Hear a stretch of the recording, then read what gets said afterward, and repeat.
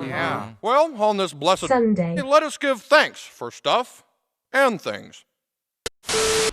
What's up, tubers? Welcome back to the channel. Just gonna do a update on my group build project that I'm working on.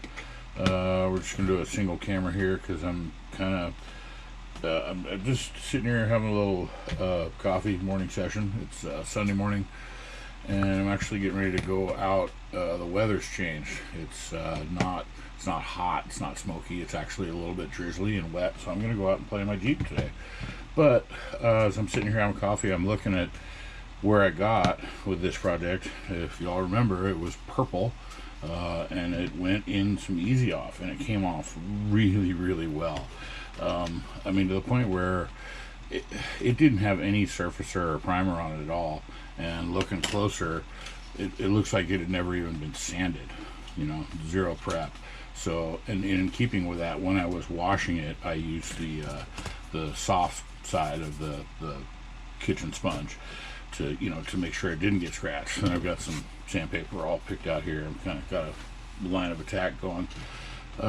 So we're moving into the next phase, which is got colors chosen, and we're going to start doing any mods that need to be done, like the three-wheel motion, which that leads right to Paul's thing with his end of the group build, where it's a model that you did when you were a kid and you wanted to, you know, I wanted to do one, like one of the first ones I ever built was a 63, maybe 64 Impala. I don't remember, it was so long ago, but I made the three-wheel motion out of it.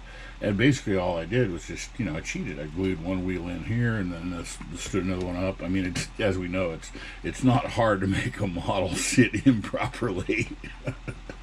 But, you know, so with this kit, I wanted to be able to do it right. And I also wanted to do the full-on lowrider thing where, you know, the whole, the chassis and the frame is different colors and it's all fully dressed under there. So that's kind of cool. I get to basically take these two, cut them in half, and graft them together so one side is higher, and then choose 4 of the opposing shock towers that have a different stance. Which, as I was looking at it, that meant, oh my gosh, so I'll be able to do that on another kit as well.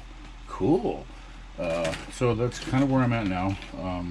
Everything is pretty much prepped and ready to go on the sticks and get primer or color.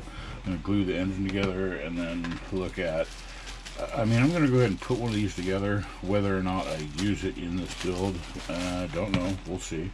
But it's going to be part of the video. You'll watch me building those. So from here, I'm just going to wrap this up and then post it. And then from here, I'll start doing my picture slideshow sequence of this. So the next time you see this, it will have some color on something. So that's about it. Just a quick little bench update on my lowrider group build and the left coast model cars group build for my Monte Carlo. Pretty stoked about it, and the colors I have chosen for this thing, it's gonna pop.